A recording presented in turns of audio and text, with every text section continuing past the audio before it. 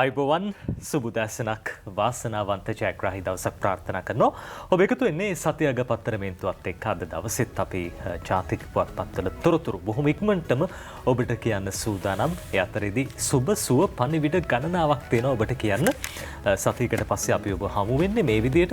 ඒ අතරේදී 24 වෙනිදා ඉඳන් අලුත් වැඩක් තියෙනවා. අලුත් වැඩක් කිව්වට ඔබ ක්‍රිකට් වලට ඇලුම් කරනවා නම් ඒ ක්‍රිකට් තරග ITN ඔස්සේ නරඹන්න දකින්න හැකියාව තියෙනවා. ඊයේ දවසේදී ඒ සඳහා වන ගෙවිසුම් වලට අත්සන් තැබීම සිද්ධ වුණා. ඉන් අනතුරුව දැන් 24 වෙනිදා ඉඳන් ශ්‍රී ලංකා ක්‍රිකට් පිටේ ඉන්දිය සංචාරයේ සජීව ලෙස සුපැහැදිලි දසුන් අති සුපැහැදිලි විදිහට ඔබේ නිවසටම අරන් එන්න ITN මාධ්‍ය ජාලය අපි කටයුතු කරනවා කියන බවත් අපි මතක් කරනවා. 2020 තරග 3ක් තියෙනවා. ඒ අතරදී ටෙස්ට් තරග 2ක් විකාශය කරන්න නියමිතයි. ඊට පස්සේ ලෝකුසලන් තරගාවලිය පිළිබඳව ටිකක් බලාපොරොත්තුවක් තියාගන්න පුළුවන්. මේ හැම දෙයක්ම ඔබට සුබ පණිවිඩ වෙයි කියලා අපි හිතනවා. ඒ අතරදී ඊයේ දවසේ ජාතික පුවත්පත් වාර්තා කරන පුවත් බොහොමයක් ඊයේ දවසෙත් අපි දැක්කා. විශේෂයෙන්ම රටේ තොටේ ඇහෙන කරුණු කාරණා ගණනාවක් ජාතික පුවත්පත් අද දවසේදී වාර්තා කරලා තියෙනවා. අපි සූදානම් මේ සියල්ල පිළිබඳව ඔබට කියන්න. ඊට කලින් මාත් එක්ක ඉන්නවා සමීර. සුබදැසනක් සමීර. සුබදැසනක් නඩිත්. සුබදැසනක් ජයග්‍රාහී වාසනාවන්ත දවසක් සියලු දෙනාටම ප්‍රාර්ථනා කරනවා. සතියග පත්තරමේන්තුවෙන් ඔබත් එක්ක කතා කරන්න අපි අද දවසේ. ජාතික පුවත්පත්වල බොහොමයක් තොරතුරු දේශපාලන කරුණු කාරණා අද දවසේදී වාර්තා කර තිබෙනවා නඩිත්. ඒ වගේම කොරෝනා තත්ත්වය පිළිබඳව තවමත් රටේ කතාබහට ලක් වෙනවා. තවමත් ඒ අවධානම පහව ගිහිල්ලා නැහැ. ඒ නිසා ඒ අවධානම තියාගෙන කටයුතු කරන්න කියලා අපි අද උදෑසනත් ඔබට මතක් කරනවා. මරණ 15949ක් කොරෝනා නිසා සිදු වෙලා තිබෙනවා. ඒ නිසා තමයි සෞඛ්‍ය අංශවලින් ඔබෙන් ඉල්ලීමක් කරන්නේ. බූස්ටර් මාත්‍රාව තුන්වෙනි මාත්‍රාව ලබා ගන්න, දෙවෙනි මාත්‍රාව ලබාගෙන ඉන්න අයට බූස්ටර් මාත්‍රාව ලබා ගන්න කියලා සෞඛ්‍ය අංශ දිගින් දිගටම මාධ්‍ය හමු පවත්වමින් ඔබෙන් ඉල්ලීමක් කරන්නේ ඔන්න ඔය කාරණාව නිසාවෙන්. ඔබව ආරක්ෂා කරගන්න දැඩි උත්සාහයක් සෞඛ්‍ය අංශ දරද්දී ඔබේ වගකීමත් ඉටු කරන්න කියලා අපි ඔබට මතක් කර සිටිනවා. ඒ පණිවිඩයත් එක්ක නඩිත් කිව්වා වගේම ක්‍රීඩා තොරතුරුත් අද ජාතික පුවත්පත්වල වාර්තා කරනවා. දේශපාලන තොරතුරු වගේම මේ හැම දෙයක්ම කියන්න අපි සූදානම් අද දවසේදී මේ හෝරාවකට ආසන්න කාලය තුරදී. ඊට කලින් අපි හැමදාම කියනවා වගේම පොතක් පිළිබඳව තොරතුරු ඔබට වාර්තා කරනවා. නඩිත් සූදානම් මේ ගැන කියන්න. සමීර, අපි හැම දවසකම සෙනසුරාදා සහ ඉරිදා දවස්වල විශේෂයෙන්ම මේ පොත් ගැන කියනවා. අලුත් පොත් ගැන ඔබ කතුවරයෙක් නම් කතුවරියක් නම් අපිට පොත් එවන්න කියලා අපි කියනවා. එහෙම ඔබ පොතකට අද ඉඩකඩ දෙන්න අපි සූදානම්. නිල්වලා ගංගබඩ කවියා වැලිගම NWP ලාල් මහත්තයා තමයි මේ පොත රචනා කරන්නේ. මේක කාව්‍ය සංග්‍රහයක්. අර සමහර වෙලාවට ඔබ කවිවලට ඇලුම් කරනවා නම් විවිධ කාව්‍ය සම්ප්‍රදායන්ට අපි හැමදෙනෙක්ම ආස කරනවනේ, කැමැත්ත දක්වනවනේ. හයිකු කවි කියන්නේ මේ ජපානයේ මූලික කරගත්ත මේ කාව්‍ය සම්ප්‍රදායක්. විශේෂම බොහොම කෙටි කවි තමයි ඔය හයිකු සම්ප්‍රදායට අයිති වෙන්නේ.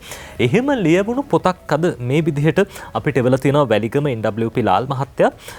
ගංගබඩය මේ උයන කියලා තමයි මේ පොත නම් කරලා තියෙන්නේ. ඔබට දකින්න පුළුවන් දැන් මේ කෘතියේ මේ පිට කවරේ ටිකක් වෙනස් විදිහට ශ්‍රී ලංකා හයිකු කියලා තමයි ලාල් මහත්තයා මේ පොත නම් කරලා තියෙන්නේ. විශේෂයෙන්ම මේ හයිකු සම්ප්‍රදායටත් කවිපන්ති ගණනාවකින් මේ පොත සමන්විතයි. ලාල් මහත්මයා ගැන කියනකොට අපිට මේ විදිහට මේ පෙරවදනකුත් ලියලා තියෙනවා. වැලිගම පොල්වත්ත නම් සොඳුරු ගම්මානයේ මගේ උපන් ගමයි. මම පළමුවෙන්ම අකුරු කළේ ශ්‍රී සුමංගල මහවිදුහලෙන්. දෙවනුව ශ්‍රී සිද්ධාර්ථ මහවිදුහල මගේ පාසල් වියේ තවත් හැඩකැන්වුවා. දැනට ලංකා විදුලි බල මණ්ඩලයේ මාතර ප්‍රාදේශීය විදුලි ඉංජිනේරු කාර්යාලයේ පාරිභෝගික සම්බන්ධීකාරකවරයෙක් වශයෙන් සේවයේදී සිටිනවා.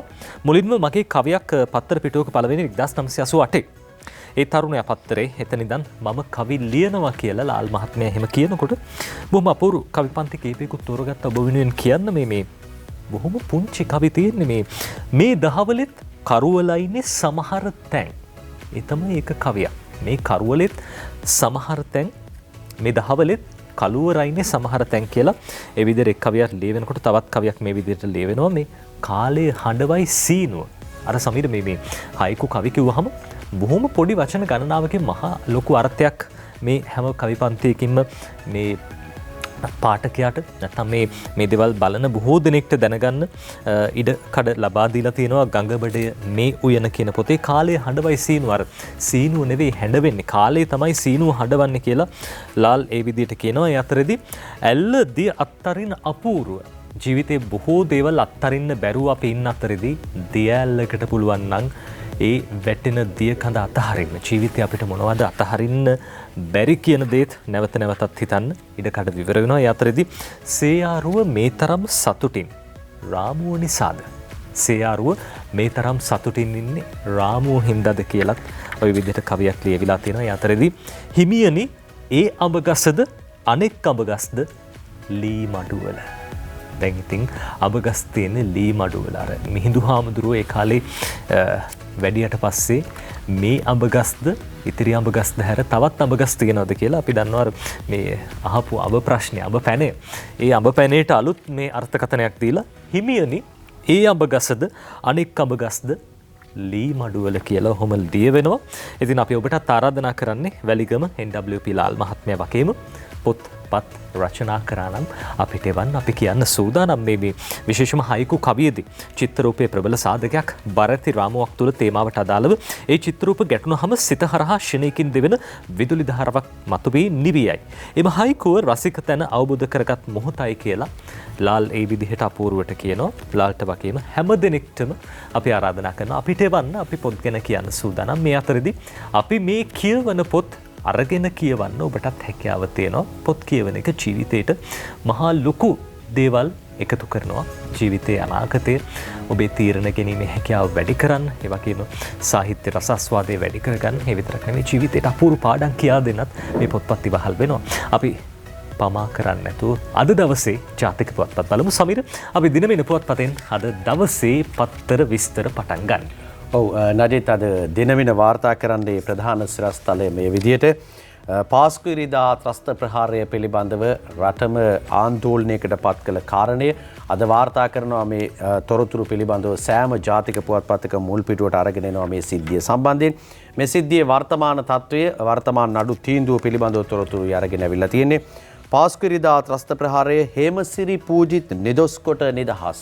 මේ පිළිබඳව ඊයේ දවසේදී රටේම කතා බහට ලක් වුණා මේ තොරතුරු පිළිබඳව.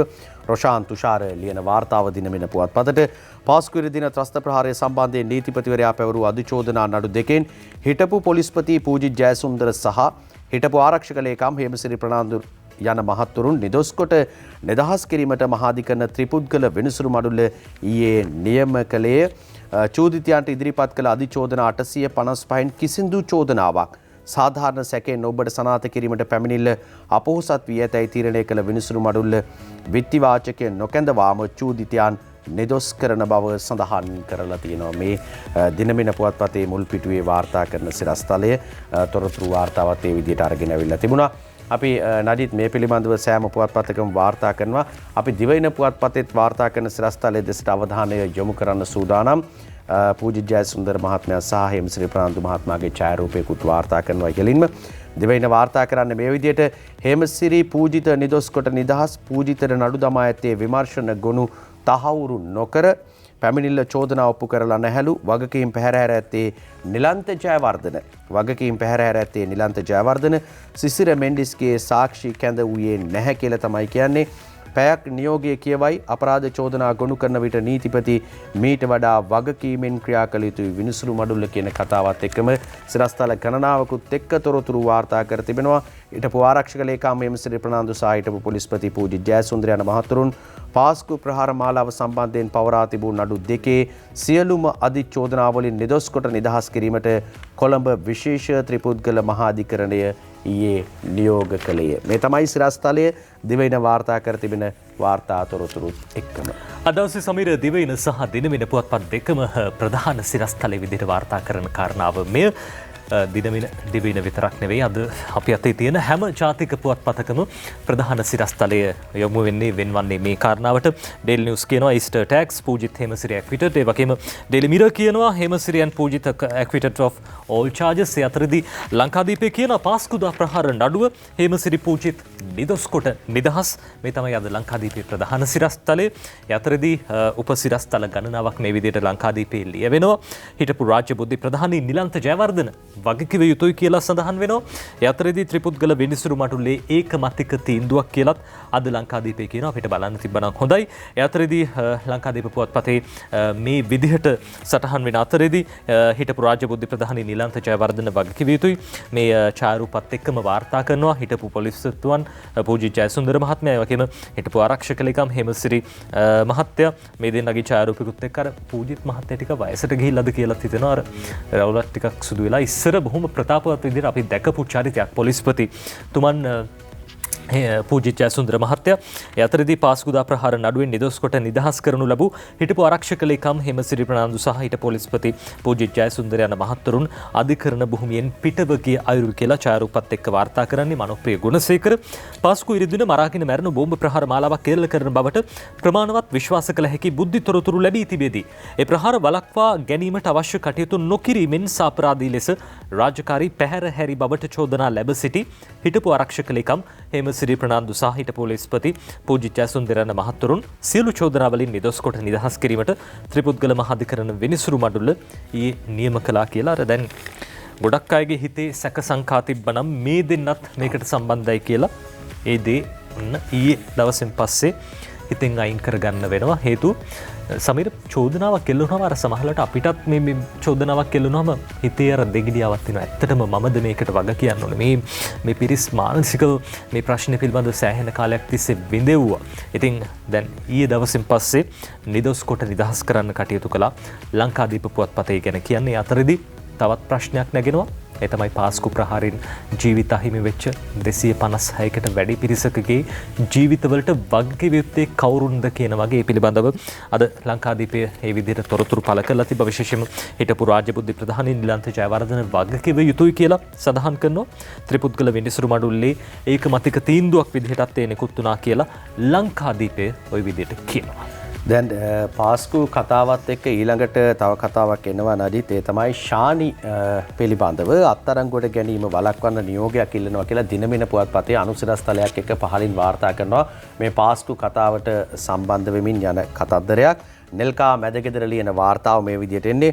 පාස්කු ඉරිදින ත්‍රස්ත ප්‍රහාරය මෙහෙ වූ මොහොමඩ් කාසිම් මොහොමඩ් සහරාන් පිළිබඳ නිසි පරිදි පරීක්ෂණ නොකිරීම ඇතුළු චෝදනා යටතේ කුලියාපිටිය මහේස්ත්‍රාත් අධිකරණයට ඉදිරිපත් කළ බී වාර්තාවකට අදාළව තමන් අත්අඩංගුවට ගැනීම හෝ රැඳවුම් නියෝග යටතේ රඳවා ගැනීම වළක්වන අතුරු නියෝග නිකුත් කරන ලෙස ඉල්ලා අපරාධ පරීක්ෂණ දෙපාර්තමේන්තුවේ හිටපු අධ්‍යක්ෂ ශානි අබේසේකර මහතා ඊයේ ශ්‍රේෂ්ඨාධිකරණයට මූලික අයිතිවාසිකම් පෙත්සමක් ඉදිරිපත් කරලා තියෙනවා. දැන් ඔන්න එතුමත් යම් ආකාරයකට ඉල්ලීමක් කරනවා. එසේම ත්‍රස්තවාදී වැළැක්වීම පනතේ 9ක වගන්ති යටතේ තමන් අත්අඩංගුවට ගැනීමට ආරක්ෂක අමාත්‍යවරයා ලෙස රැඳවුම් නියෝග නිකුත් කිරීමෙන් ජනාධිපති ගෝඨාභය රාජපක්ෂ මහතා වළක්වන අතුරු නියෝගයක් නිකුත් කරන ලෙසද මේ පෙත්සම මගින් ශානි අබේසේකර මහතා ඉල්ලා තිබෙනවා කියලා තමයි තොරතුරු වාර්තාව අරගෙන අවිලා තියෙන දිනමින පුවත්පතේ ශානි අත්අඩංගුවට ගැනීම වළක්වන නියෝගයක් ඉල්ලයි කියලා තමයි කියන්නේ. ඒ පුවතම අද ඩේලි මිරර් පුවත්පතත් වාර්තා කරනවා මේ විදිහට Shani files FR to prevent being arrested again by CID. මේ විශේෂම කොළඹ අපරාධ කොට්ටාසය නැත්නම් විශේෂම මේ කොළඹ crime investigation department නැත්නම් අපරාධ පරීක්ෂණ දෙපාර්තමේන්තුව තමුන්ම අත්අඩංගුවට ගැනීමෙන් වළක්වන ලෙසට මූලික අයිතිවාසිකම් පෙත්සමක් මගින් ඉල්ලීමක් කරලා තියෙනවා කියලා ඩේලි මිරර් පුවත්පත වාර්තා කරනවා. Shani files fundamental rights to prevent being arrested again by CID. මේ නැවත වරක් අත්අඩංගුවට ගැනීමෙන් වළක්වන්න කියලා ඉල්ලීමක් කරලා තියෙනවා. පෙත්සම්කරු මේ පිළිබඳව ඉල්ලීමක් කරලා තියෙනවා. ඒ පිළිබඳව සලකා බලන්නට නියමිතයි කියන කාරණාවත් සඳහන් වෙනවා.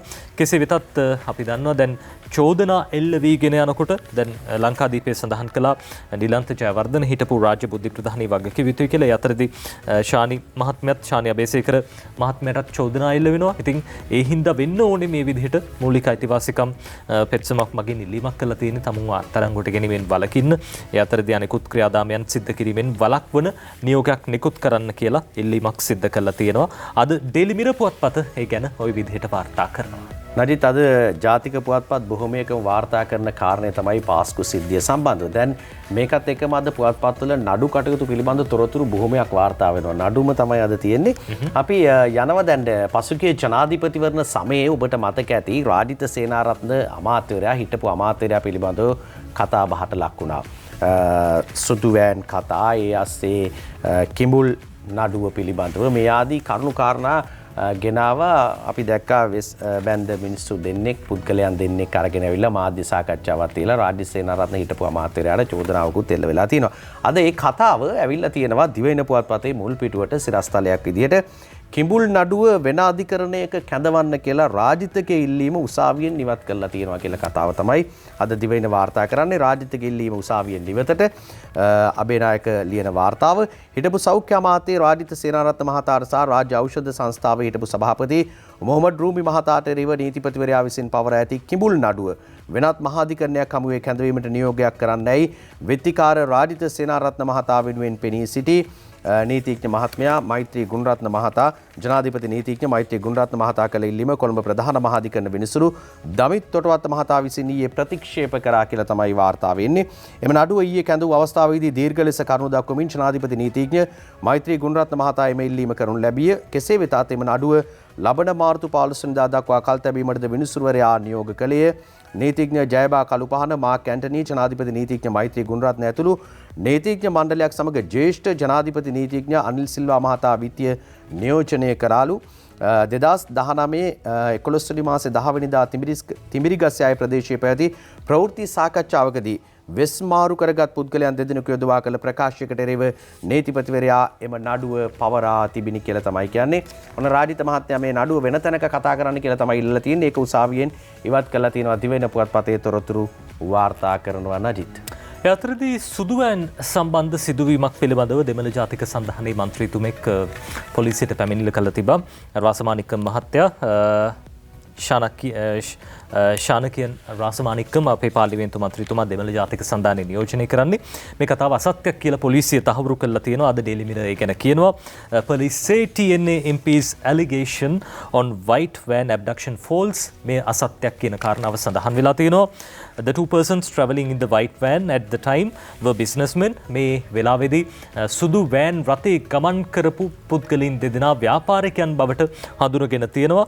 And in no way connected to the state intelligence services. මේ රාජ්‍ය බුද්ධි සේවාවලට මොවුන්ගේ සම්බන්ධයක් නොමැති බවටත් හෙළි වෙලා තියෙනවා කියලා අද ඩේලි මිරර් පුවත්පත කියන මන්ත්‍රීතුමා හැබැයි කිව්වේ එහෙම නෙවෙයි. රාසමානික්ක මහත්තයා කිව්වා මේ රාජ්‍ය බුද්ධි සේවයේ නිලධාරීන් දෙන්නෙක් ඇවිල්ලා සුදු වෑන් රථයකින් තමුන්ව පැහැර ගන්න උත්සාහ කළා කියන කාරණා පිළිබඳව හැබැයි ඒ අසත්‍යයක් කියලා පොලිසිය තහවුරු කරනවා. ඒ වෙලාවේදී වෑන් රථය ගමන් කරමින් ඉඳලා තියෙන ව්‍යාපාරිකයෝ දෙන්නෙක් ඔවුන් රාජ්‍ය බුද්ධි සේවයට අනුයුක්ත නිලධාරීන් දෙදෙනෙක් නෙවෙයි කියලා පොලිසිය තහවුරු කරලා තියෙනවා. මේ වගේ අසත්‍ය ප්‍රචාර සිද්ධ කිරීමෙන් වළකින්න කියලා තමයි පොලිසිය විශේෂයෙන් ඉල්ලීමක් කරලා තියෙන්නේ. රටේ ජනතාව ඉදිරියෙන් අපිටත් කියන්න තියෙන අර මිනිස්සුන්ව බය කරන්නේ නැතුව එතුමන්ලට කටයුතු කරන්න පුළුවන් නම් ඒක බොහොම වටිනවා. දැන් ජිනීවා මානව හිමිකම් කොමිසම පැවැත්වෙන කාල සීමාව මාධ්‍යවේදීන්ට පහර දීම් සිද්ධ වෙනවා. ඒ අතරදී විවිධ අඩන්තේටම් වලට ලක් වෙනවා. ඒ අතරදී සුදු වෑන් කතාත් කරලියට එනවා. ඩේලි මිරර් පුවත්පත අද ওই විදිහට ලියලා තියෙනවා. නැතිත් අපි අර කිව්වා වගේම නඩුම තමයි අද තියෙන්නේ ගොඩක් වෙලාවට. දැන් තවත් නඩුවක් ගැන කියන්න මේ අපි හදන්නේ. හිටපු අමාත්‍ය පාටලී චම්පික රණවක මහතා පිළිබඳව දිගින් දිගටම පසුගිය කාලවකවානුවේ කතා වුණා, කතා වෙනවා. දේශපාලන කරුණු කාරණාත් මතුවෙමින් ඔහු පිළිබඳව කතා වෙමින් තිබෙනවා මේ කාලය තුලත්. දැන් මේ චම්පික රණවක අමාත්‍යවරයා අතින් සිදු රියානතුරක් සම්බන්ධ තොරතුරුත් අද එනවා. අද දිවයින ඒ පිළිබඳව වාර්තා කර තිබෙනවා මේ විදියට ප්‍රශ්න ඇහුවොත් මටත් පිස්සු හැදෙයි. පුතා ජීවිතය ඉල්ලනවා. සංදීපගේ පියා උසාවියේ හඬා වැටෙයි කියලා තමයි කියන්නේ. වැඩිදුර වාර්තාව මේ විදියට අරගෙන ඇවිල්ලා තියෙනවා. දිවයින පුවත්පතේ ඇතුළු පිටුව 4 වෙනි පිටුවට අරගෙන යනවා. පාටලී චම්පික රණවක මහතා අතින් සිදු රියානතුරකින් බරපතල තුවාල ලබා වසර 6ක් තිස්සේ රෝදපුටුවක සිටින අපේ පුතා අපෙන් ජීවිතය ඉල්ලා සිටිනවා. මට කවදාද දෙපයින් නැගිටින්න ලැබෙන්නේ යයි විමසමින් හඬා වැටෙනෙම දරුවාගේ කඳුළු දකින අපි හැමදාම මෙරි මෙරි උපදිනවා යයි සංදීප් සම්පත් ගුණවර්ධන නැමැති තරුණයාගේ පියා ඊයේ පස්වරුවේ කොළඹ මහාධිකරණ හමුවේදී කඳුළු වගුරමින් ප්‍රකාශයක් සිදු කරා කියලා කියනවා. 2016 වසරේ පෙබරවාරි මාසේ 28 වෙනිදා රාත්‍රී රාජගිරිය ප්‍රදේශයේදී තරුණයෙකු රියානතුරකට ලක් කිරීමේ සිද්ධිය සම්බන්ධයෙන් හිටපු අමාත්‍ය පාර්ලිමේන්තු මන්ත්‍රී පාටලී චම්පික රණවක ඔහුගේ පොලිස් අධිකාරී සුදත් අස්මඩල යන විත්තිකරුවන්ට එරෙහිව පවරා තිබූ නඩුවේ සාක්ෂි විභාගයේ කොළඹ ප්‍රධාන මහාධිකරණ විනිසුරු දමිත් තොටවත්ත මහතා ඉදිරියේදී පැවැත්වුවා. එම නඩුවේ පළමුවෙනි විත්තිකාර පාටලී චම්පික රණවක මහතා වෙනුවෙන් පෙනී සිටි ජනාධිපති නීතිඥ සරත් ජයමාන්න මහතා නැගූ හරස් ප්‍රශ්නවලට පිළිතුරු දුන් දයානන්ද ගුණවර්ධන මහතා මේ විදිහට කියලා තියෙනවා. චම්පික රණවක මහතා වෙනුවෙන් පෙනී සිටි නීතිඥවරයා අහන ප්‍රශ්නවලට පෑ ගාණක් උත්තර දීලා තියෙනවා. ඒවට උත්තර දුන්නා. මේ විදිහට තවත් ප්‍රශ්න ඇහුවොත් මටත් පිස්සු ඇදෙයි පුතා ජීවිතය ඉල්ලනවා කියලා මේ සංදීප්ගේ තාත්තා කියන කතාව තමයි අද දිවයින පුවත්පත තොරතුරු මේ විදිහට වාර්තා කරලා තිබුණේ. එතකොට සමීර මේ නඩුව දැන් මාර්තු මාසයේ 7 වෙනිදා නැවත කැඳවන්නට නියමිතයි කියලා අද ඩේලි නිවුස් පුවත්පත කියනවා. පාටලීස් case court rejects defense's request trial on March 7th. මේ මාර්තු මාසයේ 7 වෙනිදා මේ නඩුව නැවතත් කැඳවන්නට නියමිතයි. මේ සිදුවීම් පිළිබඳව ප්‍රමාණවත් සාක්ෂි විශේෂයෙන්ම ඒ අවශ්‍ය ඩොකියුමන්ට්ස් නැත්නම් ලිපි ලේඛන අධිකරණයට තාමත් ලැබිලා නැහැයි කියලා සඳහන් වෙනවා. මේ දේවල් අධ්‍යයනය කරන්නත් තව කාලය අවශ්‍යයි කියලා තියෙනවා. ඒ නිසා මාර්තු 7 වෙනිදා දක්වා මේ නඩුව විභාගයට කල් දීලා තියෙනවා. නැවතත් නඩුව කැඳවන්නේ මාර්තු 7 වෙනිදා කියලා අද ඩේලි නිවුස් පුවත්පත ওই විදිහට සඳහන් කරනවා. ඒ අතරදී අපි දැක්ක දැන් පහුගිය දවස්වල විශේෂයෙන්ම මාධ්‍යවේදී චමුදිත සමරවික්‍රමට කිසියම් ආකාරයක ප්‍රහාරයක් එල්ල කිරීමක් පිළිබඳව තොරතුරු වාර්තා වෙන ප්‍රහාරයක් කියන්නේ මේ එතුමට හානි සිදු නැහැ. හැබැයි ගෙදර බඩු මුට්ටු වලට ලබහානි වෙලා තිබ්බා. මේ ප්‍රහාරය පිළිබඳවත් අද දවසේ ජාතික පුවත්පත් වාර්තා කරනවා. ඒ අතරදී මේ අධිකරණයේ ප්‍රමාණවත් ආරක්ෂාවක් දෙන්න කියලා ඉල්ලීම් කළා තියෙනවා. ඔව් නඩිත් සහෝදර මාධ්‍යවේදී චමුදිත සමරවික්‍රම මහතාට එල්ල වූ ප්‍රහාරය පිළිබඳව තමයි ඒ තොරතුරු වාර්තා වෙන්නේ. දිවයිනයි ඒ තොරතුරු අරගෙන අවිලා තියෙන මේ විදිහට චමුදිතට ප්‍රමාණවත් ආරක්ෂාවක් දෙන්නයි උසාවියේ නියෝග කියලා තමයි කියන්නේ. ජ්‍යෙෂ්ඨ මාධ්‍යවේදී චමුදිත සමරවික්‍රම මහතාට ප්‍රමාණවත් ආරක්ෂාවක් ලබා දෙන ලෙස කැස්බෑව මහේස්ත්‍රාත් රුවන්දිකා වීරසිංහ මහත්මිය වින්දිතයන් ආරක්ෂා කිරීම සඳහා විශේෂ පොලිස් ඒකකයේ වෙත ඊයේ නියෝග කරනවා. අධිකරණ නියෝගය අනුව චමුදිත සමරවික්‍රම මහතාට විශේෂ පොලිස් ආරක්ෂාවක් ලබා දීමට කටයුතු කරන බව පොලිස් මූලස්ථාන ආරංචි මාර්ග පැවසීය කියලා තමයි කියන්නේ. පසුගිය 15 වෙනිදා අලුයම පිළියන්දල වැවල පිහිටි චමුදිත සමරවික්‍රම මහතාගේ නිවස අසලට පැමිණි මැර පිරිසක් ඒ මහතාගේ නිවසට ගල් මුල් සහ අසූචි ප්‍රහාරයක් එල්ල කර අහසට වෙඩි තබා පලා ගොස් තියෙන කතාව තමයි එන්නේ. චමුදිත සමරවික්‍රම මහතාගේ සහ පවුලේ සමාජිකයන්ට ජීවිත තර්ජනයක් එල්ල වී තිබෙන නිසා ඒ මහතාට ආරක්ෂාවක් ලබා දෙන ලෙස ජනාධිපති නීතිඥ කුවේරාද සොයිසා මහතා ඇතුළු නීතිඥවරුන් පිරිසක් මෝසමක් ඉදිරිපත් කරමින් කැස්බෑව අධිකරණයෙන් ඉල්ලීමක් කරනවා. එම ඉල්ලීම සැලකිල්ල අරගත් මහේස්ත්‍රාත්වරිය මෙම නියෝගය ඊයේ ලබා දුන්නා කියලා තමයි කියන්නේ. චමුදිත සමරවික්‍රම මහතාට එල්ල වූ මැර ප්‍රහාරය පිළිබඳව තමයි තොරතුරු අද කීපයක්ම වාර්තා කර තිබෙන්නේ ජාතික පුවත්පත්වල. ඔය අතර සමීර මේ පිළිබඳ දැන් විමර්ශන කටයුතු සිද්ධ කරනවා. මේ සඳහා විශේෂයෙන්ම CCTV දර්ශන විමර්ශනය සඳහා වෙනමම කණ්ඩායම් 3ක් පත් කරලා තියෙනවා. මේ කණ්ඩායම් පරීක්ෂණ සිද්ධ කරගෙන යනවා. මේ නිවසට ආගිය තැනැත්තන් පිළිබඳව රාත්‍රියේ විශේෂයෙන්ම දැන් මේ කාල සීමාවේදී ලබාගත් දර්ශන අලුයම් කාලෙදී තමයි ප්‍රහාරය එල්ල වෙන්නේ. මේ CCTV දර්ශන අධ්‍යයනය කිරීමෙන් පස්සේ මේ පිළිබඳව හෝඩුවාවක් ලබා ගන්න හැකියාව ලැබෙයි. විවිධ පාර්ශ්වවලින් ප්‍රශ්න කිරීම සිද්ධ කරනවා.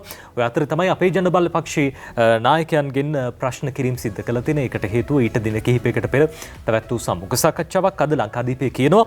චමුදිතගේ නිවසේ ප්‍රහාරය අපේ ජනබල පක්ෂ නායකගෙන් පැය 4ක ප්‍රකාශයක් ගනී කියලා තමයි අද මේ විදිහට ලංකාදීපයේ තොරතුරු වාර්තා කරන්නේ. චමුදිතගේ නිවසේ ප්‍රහාරය අපේ ජනබල පක්ෂ නායකගෙන් පැය 4ක ප්‍රකාශයක් ගනී. ඒ විදිහට තොරතුරු සටහන් වෙනවා.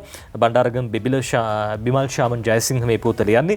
මාධ්‍යවේදී චමුදිත සමරවික්‍රම මහතාගේ පිළියන්දල නිවසට එල්ල වූ ප්‍රහාරය සම්බන්ධයෙන් අපේ ජනබල පක්ෂයේ නායක සමන්ත පෙරේරා මහත්තයාගෙන් පැය 4ක කාලයක් ප්‍රකාශ ලබාගත් බව පිළියන්දල පොලිසිය සඳහන් කළා තියෙනවා.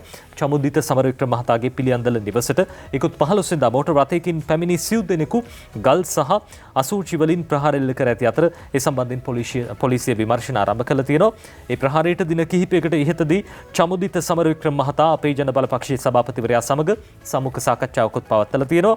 පොලිසිය විසින් සමන්ත පෙරේරා මහතාට කරන ලද දැනුම් දීමකට අනුව ඔහු පැමිණ ප්‍රකාශ ලබා දුන් බව එදින සම්මුඛ සාකච්ඡාවේදී කතාබහට බඳුන් වූ කරුණු සම්බන්ධයෙන් දීර්ඝ ලෙස ප්‍රශ්න කළා කියලා අද ඔය විදිහට ලංකාදීප පුවත්පත කියනවා. ඉතින් අර චමුදිත සමරවික්‍රම YouTube channel එකක් පවත්වගෙන යනවා. විවිධ සම්මුඛ සාකච්ඡා පවත්වනවා.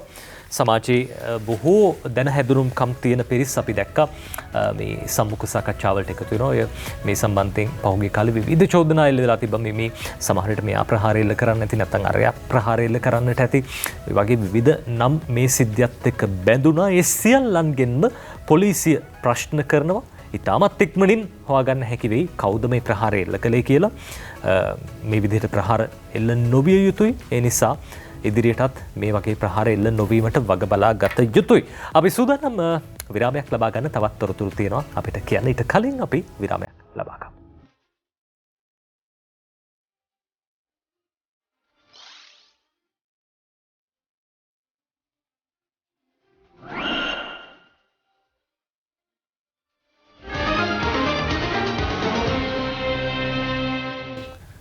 සතියක පත්තරමේන්තුව සමගයි ඔබ රැඳෙන්නේ. අපි ජාතික පුවත්පත්වල තොරතුරු බොහොමයක් වාර්තා කරමින් හිටියේ. නඩිත් අද තවත් කරුණු කාරණා ගණනාවක් තිබෙනවා. ලංකාදීප වාර්තා කරන තවත් සිරස්තලයකට අපි අවධානය යොමු කරන්න සූදානම්.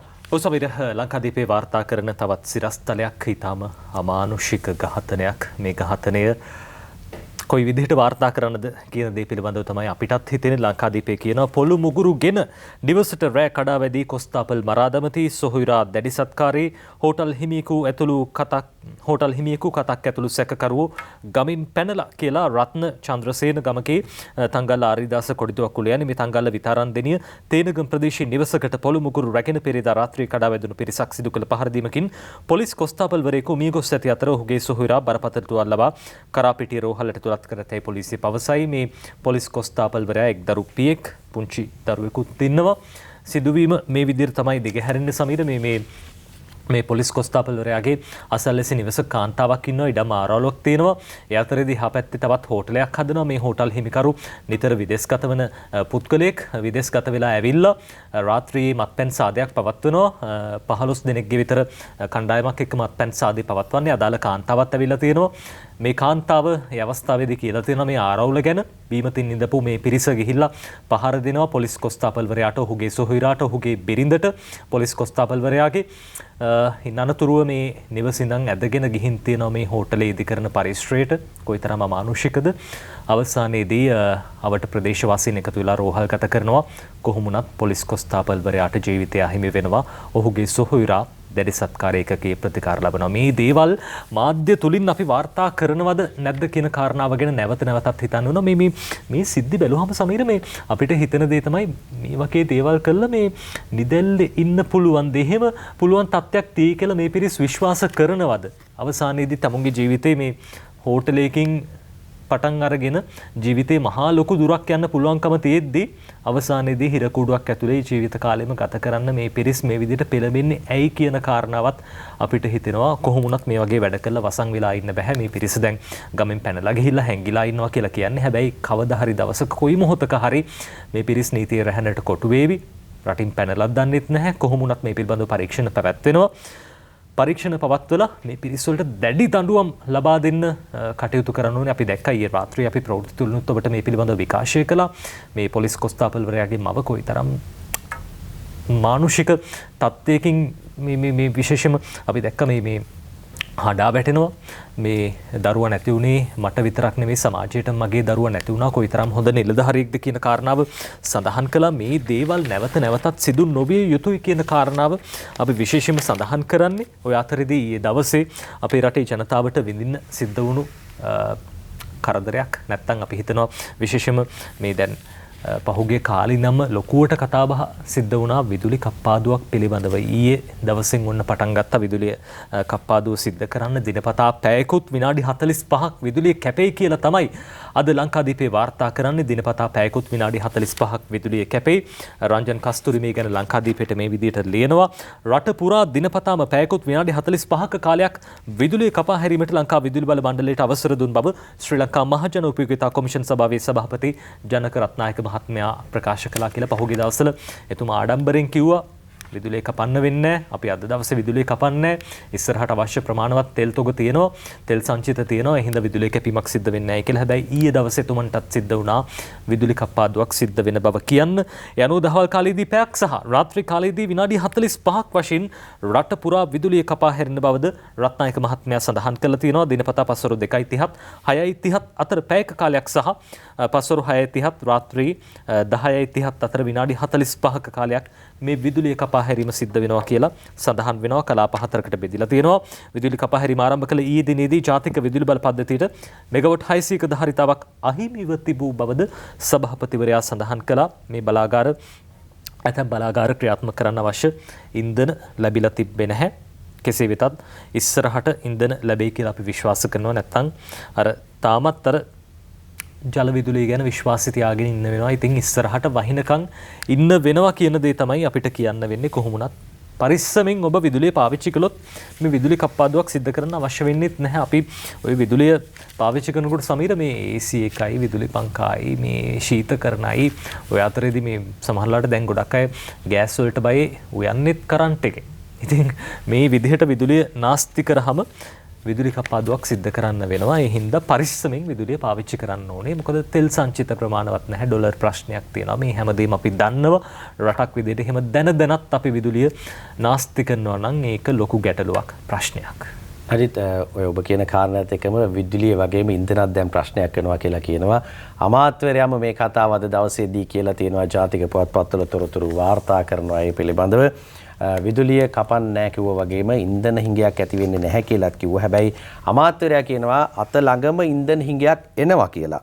මේ දිවෙන පුවත්පතේ මේ කාරණේ වාර්තා කරන්නේ නදිත් අද දවසේදී ඉන්ධන හිඟේ අත ළඟ බදු අයින් කරන්න මම ඉන්නේ පීඩණයෙන්. මේ ජනතාව ඉන්න පීඩනය කියන්නේ මේ අමාත්‍යවරයා ඉන්න පීඩණයෙන් කියලා තමයි මේ කතාව කියන්නේ. ශිරාන් රණසිංහ වාර්තාව ලියන්නේ දිවෙන පුවත්පතට අද දවසේදී ඉන්ධන ආනයනයට ඩොලර් නොව රුපියල් නොමැති නිසා ඉතා නුදුරු දිනකම ඉන්ධන හිඟයක් රටේ ඇති වුණු ඇතැයි බලශක්තිය අමාත්‍ය නීතිඥ උදේ ගම්මන්පිල මහතා පැවසීය කියලා තමයි කියන්නේ. ඒ පිළිබඳව ඒ නිසා ඉන්ධන මිල වැඩි කළ යුතු බවත් නැතිනම් ඉන්ධන මත රජය පනවා තිබෙන බදු ඉවත් කළ යුතු බවත් අමාත්‍යවරයා සඳහන් කරනවා. ඉන්ධන මත පනවා තිබෙන බදු ඉවත් කරන ලෙසට තමා මුදල් අමාත්‍ය බැසිල් රාජපක්ෂ මහතාගෙන් මේ වන විට ලිඛිතව ඉල්ලා ඇතැයි කොළඹ පැවති පුවත්පත් සාකච්ඡාවකදී අමාත්‍යවරයා කියා තිබෙනවා. මේ වන විට ඉන්ධන අලවියෙන් දිනකට සංස්ථාව ලබන පාඩුව රුපියල් බිලියන 51ක් දවසකට රුපියල් බිලියන 51ක් පාඩු වෙනවලු. මේ වන විට මෙරටට ගෙනෙනු ලබන ඔක්ටේන් 92 පෙට්‍රල් ලීටරයකින් රුපියල් 42ක්, ඔක්ටේන් 95 පෙට්‍රල් ලීටරයකින් රුපියල් 64ක්, සුපර් ඩීසල් ලීටරයකින් රුපියල් 39ක්, ඩීසල් ලීටරයකින් රුපියල් 17ක්ද බදු වශයෙන් ණය කරන බව ඒ මහතා හෙළි කරනවා. ඒ අනුව එක්ක ඉන්ධන මිල ඉහළ දැමීම හෝ නැතිනම් බදු ඉවත් කරන්න කියලා අමාත්‍යවරයා මුදල් අමාත්‍යවරයාගෙන් ඉල්ලීමක් කරලා තියෙනවා. අපි බලමු සාධාරණයක් වෙයිද කියලා ජනතාවගේ පැත්තෙන්. යම් ආකාරයකට ඉන්ධන මිල එක්ක වැඩි කරන්න සිද්ධ වෙනවා, එහෙම නැත්නම් බදු ඉවත් කරන්න වෙනවා. මේ කාරණා දෙකෙන් එකක් කරන්නම වෙනවා කියලා තමයි අමාත්‍යවරයා කියලා තියෙන්නේ. හරි දැන් අපි ඩොලර් ප්‍රශ්නයක් වුණාට අමාත්‍යවරයා කියලා තියෙන්නේ ඩොලර් වලට වඩා මුදල් ප්‍රශ්නයක් තියෙනවා. ඒ නිසා මේ පිළිබඳව හිතලා ඉක්මනින්ම බදු අයින් කරලා දෙන්න කියලා තමයි මුදල් අමාත්‍යවරයාගෙන් ඉල්ලීමක් කරලා තියෙන්නේ. අද දවසේ යොහාන් බාසුරත් මේ පුවතම ලංකාදීපයට දෙනවා. සමීර සඳහන් කරපු කාරණාව ඉන්ධන බදු ඉවත් කරන්න ගම්මන්පිල බැසිල්ගෙන් ඉල්ලයි මුදල් අමාත්‍යතුමාගෙන් ඉල්ලීමක් කළා කියලා අද ලංකාදීපයත් කියන සමීර විස්තර කිව්වනේ. අපි ඊළඟ පුවතට අපි අවධානය යොමු කරමු. අද දවසේ මේ විදුලි හොරු ගැන ලොකු ගැටලුවක් තියෙනවා. පහුගිය කාලේ පුරාවටම මේ අලුත් විදුලි යෝජනා ක්‍රම වලට අවසර දෙන්න නැතුව තියාගත්තේ විදුලි මිලදී ගැනීම සිද්ධ කරන්නද විදුලි හොරු ගැනත් කියවෙනවා. අද දිනමින ඒ ගැන ওই විදිහට කියලා තියෙනවා. අපි දිනමින පුවත්පතේ පුවතට අවධානය යොමු කරමු. ඔව් නඩිත් දිනමින මේ පිළිබඳව වාර්තා කරනවා. විදුලි හොරුන්ගෙන් නිකුත් වසරේ කෝටි 7ක් අය කරගෙන කියන සිරස්තලයත් එක්ක මේ විදිහට තමයි වාර්තාවේ සඳහන් වෙන්නේ. මුල් පිටුවේම වාර්තා කරන්නේ මේ හොරු පිළිබඳව. පසුගිය 2021 වසරේදී නීති විරෝධී ලෙස විදුලියගත් පුද්ගලයන්ගෙන් රුපියල් කෝටි 7කට අධික මුදලක් අය කර ගැනීමට විදුලි බල මණ්ඩලයේ විශේෂ විමර්ශන ඒකකයට හැකියාව ලැබී තියෙනවා කියලා තමයි කියන්නේ.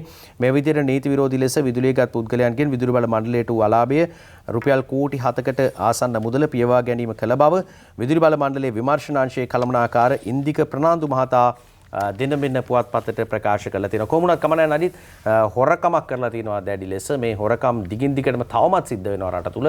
මේ විදුලිය වංචා කිරීම, විදුලි හොරෙන් ගැනීම නිවාසවලට, ඒ වගේම විවිධ උත්සව තියෙන වෙලාවටත් අපි දැකලා තියෙනවා නඩිත් දැන් ඔය විදුලි කණු වලින් හොරෙන් විදුලිය ගන්න පෙළඹිලා තියෙනවා. ඉතින් මේ කාරණා නවත්තන්න කියලා තමයි මේ ඉල්ලන්නේ. මේ හොරු අල්ලගෙන තිනවා. හොරුන්ගෙන් කෝටි 7ක මුදල් අය කරගෙන තිබෙනවා.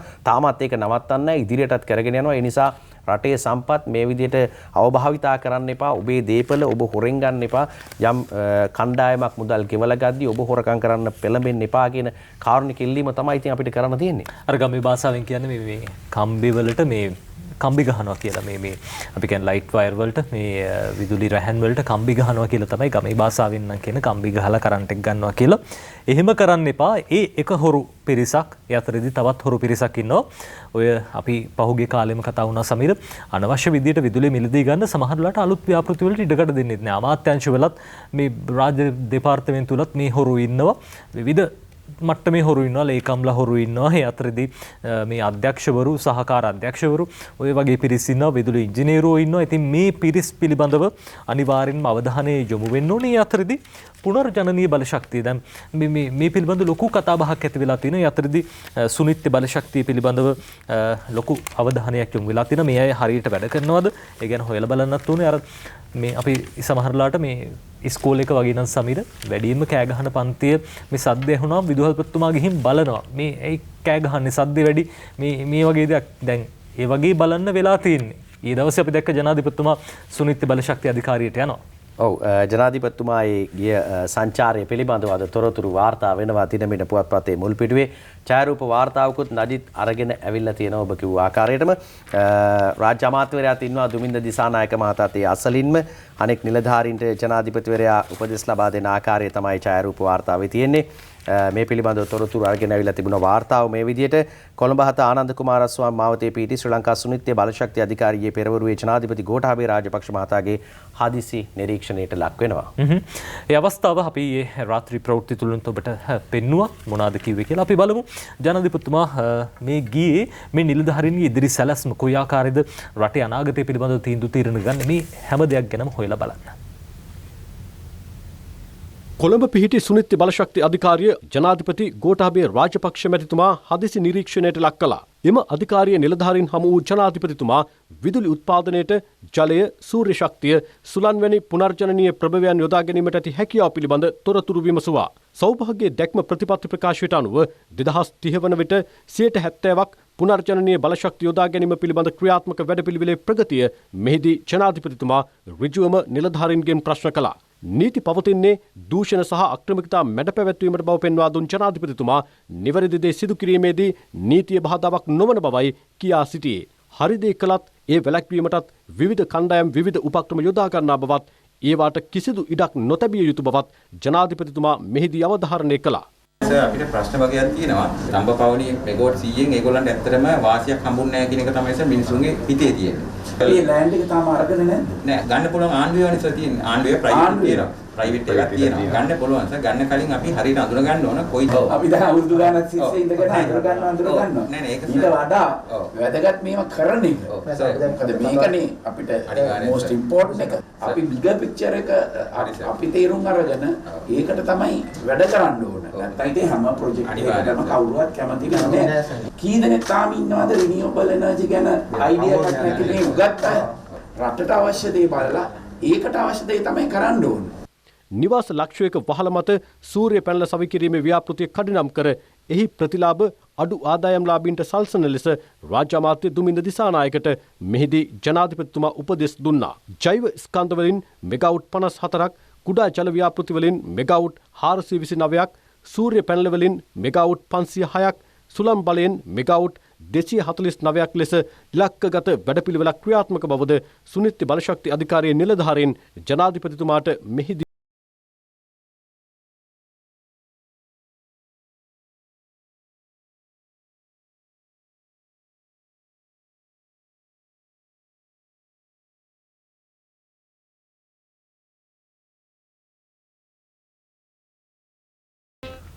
විරාමයෙන් අනතුරුව නැවතත් සතියක පත්තරමේන්තුව සමග අපි ජාතික පුවත්පත්වල තොරතුරු කතා බහ කරමින් සිටියේ. පසුගිය කාලවකවානුවේ කොරෝනා තත්ත්වයත් එක්ක අඩපණ වෙලා තිබ සංචාරක කර්මාන්තයට හොඳ කලදසාවක් ඇවිල්ලා තියෙනවා. දිනමින වාර්තා කරන්න මේ පිළිබඳව සංචාරක කර්මාන්තයෙන් මේ වසරේ ඩොලර් මිලියන 1800ක ආදායමක් බලාපොරොත්තු වෙනවා කියලා කියන කතාව මහ බැංකුව කියයි.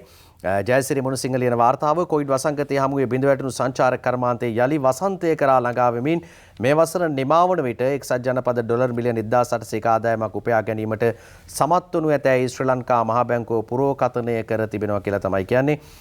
ශ්‍රී ලංකා මහ බැංකුවේ අධිපති අජිත් නිවාඩ් කබ්‍රාල් මහතා මේ සම්බන්ධයෙන් අදහස් දක්වමින් කියා සිටියේ වසර 2021කට වඩා වැඩි සංචාරක අංශ ඉපැයීමක් මේ වසරේදී බලාපොරොත්තු විය හැකි බවයි ඒ දිනමිනයි වාර්තා කර තිබෙන්නේ. ඒ විදිහට සංචාරක කර්මාන්තය පිළිබඳව කතා බහ කරනකොට ඒ අතරේ ඩේලි මිරර් පුවත්පත වාර්තා කරන ශ්‍රී ලංකාව වෙනුවෙන් පත්වාපු අලුත් තානාපතිවරිය කියන කතාව එතුමිය ජූලි Chang මේ විදිහට කියනවා I am so excited to represent US on this beautiful island, new US envoy to Sri Lanka. විශේෂයෙන්ම මේ ශ්‍රී ලංකාව පිළිබඳව කතා කරනකොට මේ ලස්සන සුන්දර දේශයේ ඇමරිකා නියෝජිතවරිය තානාපතිවරිය වීම පිළිබඳව එතුමිය සතුටු වෙනවා කියලා සඳහන් කරනවා.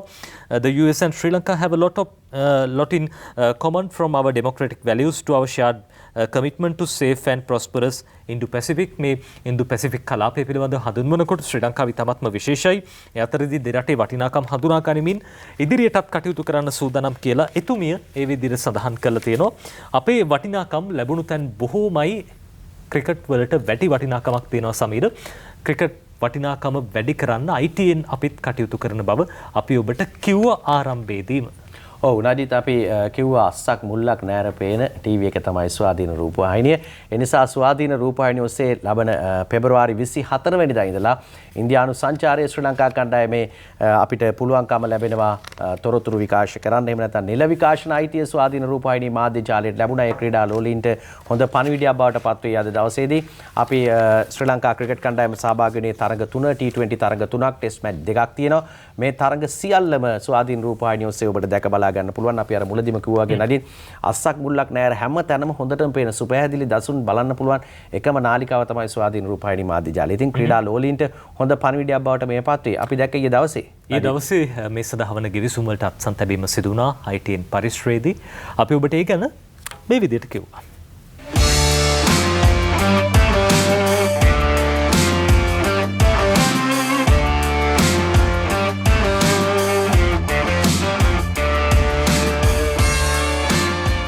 Sri Lanka's Tour of India 2022.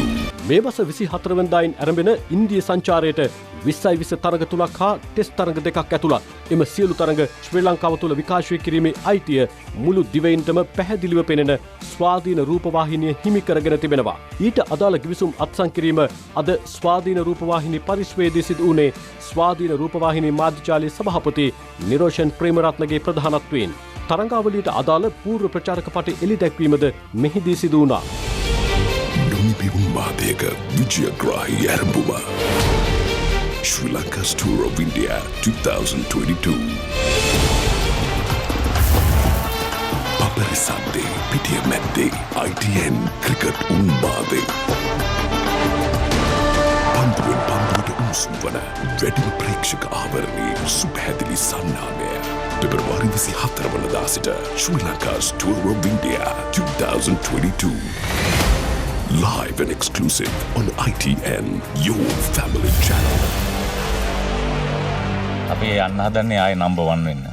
අපිට දිනාගත යුතු සහ දිනාගන්න තියෙන මොනවද කියලා බැලුවාම ක්‍රිකට් කියන්නේ මහා ප්‍රේක්ෂක උන්මාදයක් තියෙන ක්‍රීඩාවක්. විහිදිච්ච පරාසයක් අපිට ග්‍රහණය කරගන්න තියෙනවා සහ දිනාගන්න. මම හිතන හොඳම අවස්ථාව මේක කියලා හිතුවා. ගම්මානයට ක්‍රිකට් තාම වැඩියෙන් යන්නේ නැහැ කියන කතන්දරේ තියෙනවානේ. දැන් ඒකට ඔබ සතුව වැඩපිළිවෙලක් තිබෙන බව කිව්වා. බලාපොරොත්තුව ලෝක කුසලානයත් මෙවර ස්වාධීන රූපවාහිනිය හරහා විකාශය කරන්න. ලෝක කුසලානය පැවැත්වෙන්නේ සැප්තැම්බර් ඔක්තෝබර් වගේ කාල වෙනවා. සැප්තැම්බර් ඔක්තෝබර් වෙනකොට ලංකාවේ තරුණාංග ක්‍රිකට් සැනකෙදී අපි අවසන් කරන්න උත්සාහ කරනවා. හේතුව ගම්මාන 5000ක ක්‍රීඩා කණ්ඩායම් 5000ක් එක්ක විශිෂ්ටතම සැහැල්ලු පන්දු ක්‍රිකට් කණ්ඩායම් තෝරන්නත්, වේග පන්දු යවන්න ශ්‍රී ලංකා කණ්ඩායමට තෝරන්නත්, ඒ වගේම පිටිකරුවන් ශ්‍රී ලංකා කණ්ඩායමට තෝරන්නත් වැඩ කටයුතු අපි ආරම්භ කර ස්වාධීන රූපවාහිනී මාධ්‍ය ජාලයම එකතු වෙලා තරඟාවලිය සඳහා ආයතනවල අනුග්‍රහකත්ව පිරිනැමීමද මෙහිදී සිදු වුණා.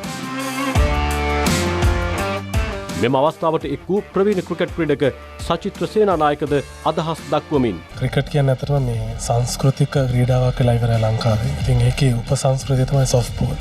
ඉතින් මේ දෙකම ඇත්තටම නව සභාපතිතුමාගේ අලුත් දැක්මත් එක්ක මම හිතන්නේ ලොකු වර්ධනයක් වෙයි ඉදිරියට. ඉතින් ඒ වගේම ඇත්තටම ගොඩක් සතුටුයි ලංකාවේ හැම අස්සක් මුල්ලක් නෑරම පේන channel එකකට මැචස් බලන්න අපහු අවස්ථාවක් ලබා කර දුන්නට. මොකද ඇත්තටම ඒ වගේම එක ඉල්ලීමක් තියෙනවා මේ බෝල හැම පෙන්වන්න කියලා. තරඟාවලියේ පළමු 20 තරඟය 24 වෙනිදා ලක්නෞහිදී පැවැත්වෙන අතර දෙවන 20 තරඟය 26 වෙනිදා පැවැත්වෙන්නේ ධර්මශාලාහිදී. තුන්වන තරඟය 27 වෙනිදා ධර්මශාලාහිදීම පැවැත්වෙනවා. එම සියලු තරඟ රාත්‍රී තරඟ ලෙසයි පැවැත්වෙන්නේ. පළමු ටෙස්ට් තරඟය මොහාලීහිදී මාර්තු 4 වෙනිදා ආරම්භ වන අතර දෙවන ටෙස්ට් තරඟය දිවා රාත්‍රී ටෙස්ට් තරඟයක් ලෙස බැංගලෝරහිදී 12 වෙනිදා සිට 16 වෙනිදා දක්වා පැවැත්වෙනවා. මෙම තරඟාවලිය සඳහා පසුගිය තරඟාවලිවලට ශ්‍රී ලංකාව නියෝජනය නොකළ භානුක රාජපක්ෂ හා ඇන්ජලෝ මැතිව්ස් මෙන්ම ලහිරු තිරිමාන්නද එක්වීමට නියමිතයි. ඒ අනුව උණුසුම් ක්‍රිකට් තරඟාවලියක් සමස්ත ශ්‍රී ලාංකික ක්‍රිකට් ප්‍රේක්ෂකයින්ටම පැහැදිලිව පෙනෙන ස්වාධීන රූපවාහිනිය ඔස්සේ නැරඹීමේ අවස්ථාව උදා වනවා.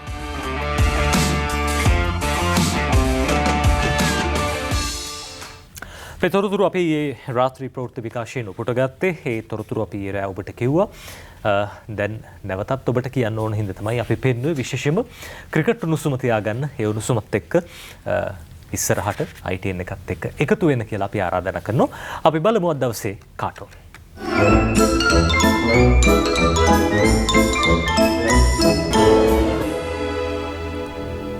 සබිර අපි බලමු කාටුන් දිනමිරු පුවත්පතේ කියලා වැඩක් නෑ කාටුනේ අංජන ඉන්ද්‍රජිත් අඳින්නේ. අංජන මේ විදිහට තමයි කාටුනේ අඳින්නේ. මේ දෙන්නෙක් කතාවක් දේශපාලකතුමෙකුත් ඉන්නවා වගේ පේනවා. විදුලිය කපනවද නැද්ද කියලා මණ්ඩලයයි කොමිසමයි උග්‍ර මතගැටුමක්ලු බං කියලා එක්කෙනෙක් ඔය විදිහට කියනවා. විදුලිය කපනවද නැද්ද කියලා මණ්ඩලයයි කොමිසමයි උග්‍ර මතගැටුමක්ලු බං. අපි මේ බලන්නේ කියලා වැඩක් නෑ කාටුනේ අංජන ඉන්ද්‍රජිත් අඳින. අපිට බලන්න පුළුවන් නම් හොඳයි. ඒ විදිහට කියනකොට මතගැටුම සෑහෙන කාලයක් ඇදුනොත් හොඳයි නේද කියලා අනිත් එක්කෙනා කියනවා. ඒ මොකද කියලා අහනකොට ඒ කිවරණකම් ලයිට් කපන එකක් නෑනේ. මේ මතගැටුම තිබ්බොත් එහෙම ලයිට් කපන එකක් නෑ. තවත් අපිට ඉන්න පුළුවන් කියලා තමයි කියන්නේ. අපි යනවා ලංකාදීප පුවත්පතේ පංකජ රුවින්දගේ සරදම් කාටුන් එකට නඩේත් මේ දෙන්න කතා වෙන්නේ මේ විදිහේ කතාවක්. ගුවන් විදුලියේ පියානෝ 3ක් හොරකම් කරලලු. එහෙනම් පෞරාණික වටිනාකමක් ඇති කියලා කියනවා. ඒ විදිහට හොරකම් සිද්ධ වෙන්නේ අඩාන්දුරේද කළුවරේද දන්නේ නැහැ. නැත්තම් මේවා හොයාගන්න බැරි වෙන්නේ. ඇයි ලංකාදීපේ කියන තවත් කාටුනයක් අඳින්න තවත් කාටුනයක් දාස හපුවලාමගේ අඳින්නේ සුවාරිස් කාටුනේ. සුවාරිස් කාටුනේ ගොඩක් අය බලන්න කැමැත්තෙන් ඉන්නේ. මේ බලන්න මේ අඩාන්දුරේ හුටා ලයිට් කැපුවා නේද කියලා හුටා ලයිට් කැපුවා නේද කියලා මේ බඩ මහත්තයෙක් කියනවා. එතකොට සුවාරිස් අහනවා දැන් කාවද සෑර් අපි විශ්වාස කරන්න ඕනේ මේ කවුද බඩ මහත කෙනා කියලා හිතාගන්න ඉතින්. අපි දිනමින පුවත්පතේ අංජනගේ කාටුන් එක තෝරගන්නවා. මෙන්න මේ විදිහට කියනවා. මේ දෙන්න කතා වෙන එක බලන්න පොඩ්ඩක්. වෛද්‍යවරුන් වර්ජනයකට ලෑස්ති වෙනවලු. රෝගීන් විතරයි තව නොකලේ කියලා කියනවා. වර්ජනය කළ නැති රෝගීන් විතරයි නැති. වර්ජනය කළ නැති රෝගීන් විතරයි. රෝගීන් වර්ජනය කළොත් එහෙම ඉතින් කාටත් රිදෙයි ගොඩක්. අපි සූදානම් අදට මේ විදිහට කාටුන් අවසන් කරන්න. කාටුන් අවසන් කළ සතියක පත්තරමේන්තුවත් අවසන් කරන්න තමයි අපි බලාපොරොත්තු වෙන්නේ. යලිත් හෙට උදේ 6ට අපි එනවා ඔබ මුණ ගැහෙන්න. සතියක පත්තරමේන්තුවේ හෙට ඉරිදා දවසේ ජාතික පුවත්පත් බොහෝමයක් කරුණු කාරණා වාර්තා කළා තියෙයි. අපි ඒවා බලන්න හෙට මුණ ගැහෙනමු. මුණ ගැහෙන්න ආරාධනා කරමින් අපි සමුගන්න සූදානම්. එතෙක් ඔබට සුවදායි දවසක් ප්‍රාර්ථනා කරනවා.